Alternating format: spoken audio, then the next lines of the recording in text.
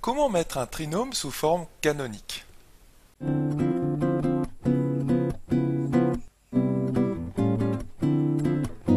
Bonjour à toi et bienvenue dans cette nouvelle vidéo Star en maths dans laquelle nous allons apprendre à mettre un trinôme sous forme canonique.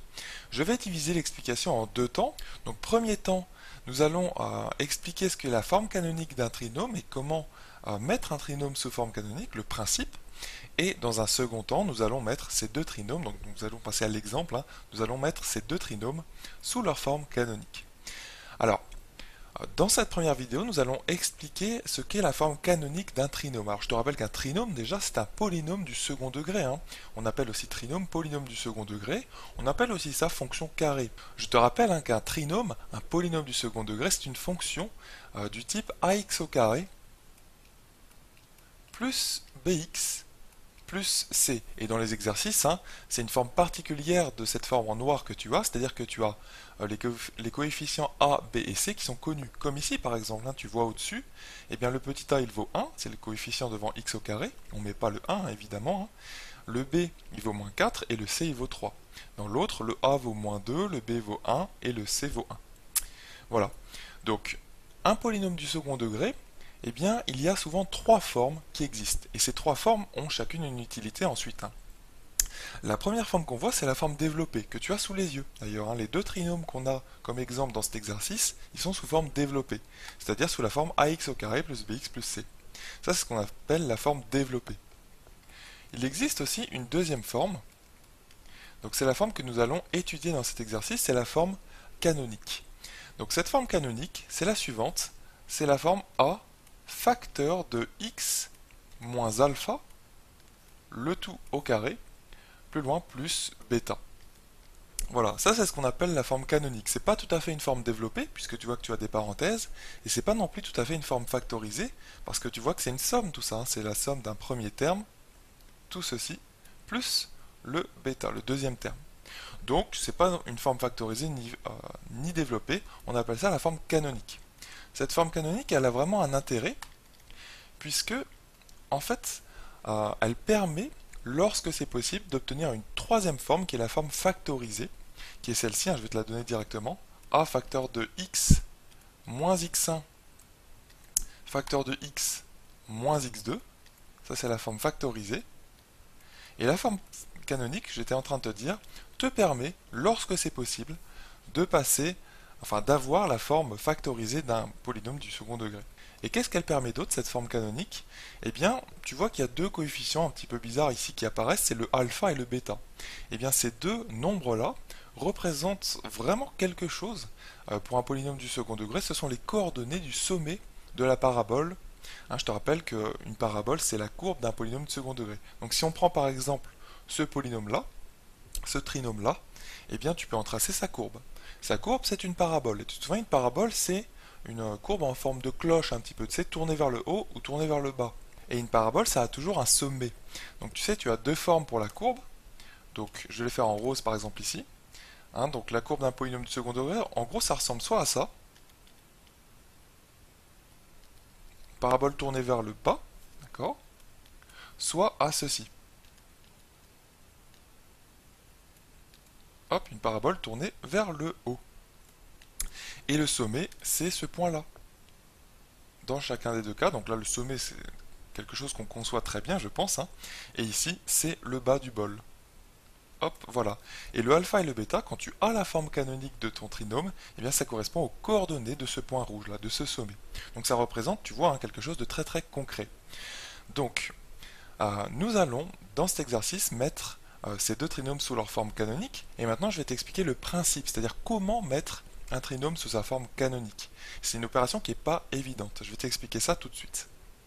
Donc nous allons vouloir passer de la forme suivante, de la forme développée, donc ax au carré plus bx plus c, à la forme canonique, qui existe toujours, alors que la forme factorisée, elle n'existe pas toujours. Donc la forme canonique, c'est a facteur de x moins alpha, donc le tout au carré, plus bêta. En fait, il va falloir trouver ce alpha et ce bêta. Ça va être ça un petit peu l'opération. Nous allons donc expliquer la mise sous forme canonique en trois étapes. Donc le principe c'est le suivant, c'est que première étape, eh bien, il va falloir factoriser ton trinôme, hein, on va le voir ensuite dans les deux exemples, par le petit a. Donc, on factorise par petit a. Factoriser par a. Ensuite, une fois qu'on a factorisé par a, eh bien, d'accord qu'on va obtenir quelque chose de la forme a fois, donc a facteur 2, eh bien, quelque chose entre parenthèses. Donc ce quelque chose entre parenthèses, ce sera toujours quelque chose de la forme suivante, eh bien, ce sera quelque chose de la forme x au carré plus b'x plus c'. C'est-à-dire que ce sera plus le même b' et le même, enfin, ce sera plus le même b et le c que ce que tu avais auparavant. Ce sera juste de nouveaux nombres, de nouveaux coefficients devant le x et ici la constante. Par contre, vu que tu as factorisé par a, eh bien, on verra dans l'exemple, tu vas voir, ça va devenir plus concret juste après. Vu que tu as factorisé par a, eh bien dans la parenthèse, il ne te reste plus ici que le x au carré, il n'y a plus rien devant. Donc ensuite, deuxième étape, et c'est là que ça devient un petit peu difficile, on va dire. La deuxième étape, il va falloir que tu reconnaisses, ici, à ce niveau-là, eh bien, une identité remarquable. Il va falloir que tu reconnaisses même le début d'une identité remarquable. Donc soit l'identité remarquable a plus b, le tout au carré, qui donne, tu te souviens, a carré plus 2ab plus b carré, soit une deuxième identité remarquable, s'il y a un moins en fait, a moins b, le tout au carré, et donc ça c'est égal, tu te souviens, à a carré moins 2ab, le moins il est au milieu, hein, tu te souviens, plus b carré.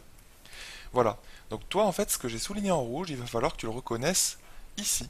Donc soit là, donc si c'est un plus, soit ici, si c'est un moins dans ton exemple. Et une fois que tu as reconnu ça, et donc c'est là que c'est pas forcément évident, hein, eh bien ces deux termes, tu vois, ce sont les deux termes que j'ai soulignés en rouge, tu veux vraiment les remplacer par ceci.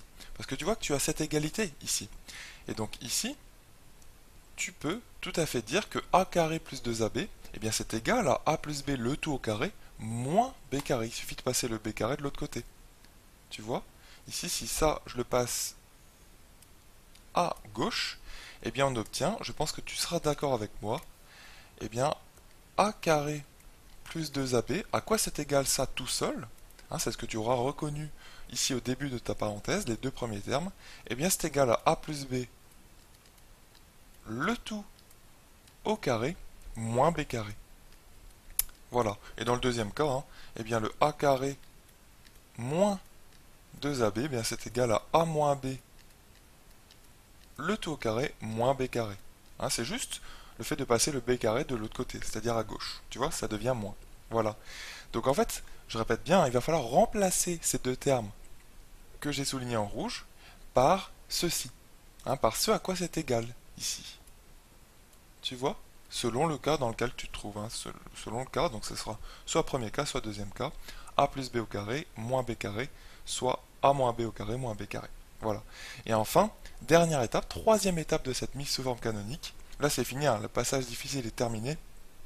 Il suffit juste de nettoyer pour obtenir la belle forme canonique, c'est-à-dire du a facteur de x moins alpha le tout au carré plus bêta. Tu reconnaîtras en fait ton bêta à cette troisième étape. Voilà, donc ça c'est l'explication un petit peu théorique de la mise sous forme canonique, mais c'est vraiment comme ça qu'on va procéder, tu vas voir. Et là maintenant nous allons passer à la mise sous forme canonique de ces deux exemples ici présents.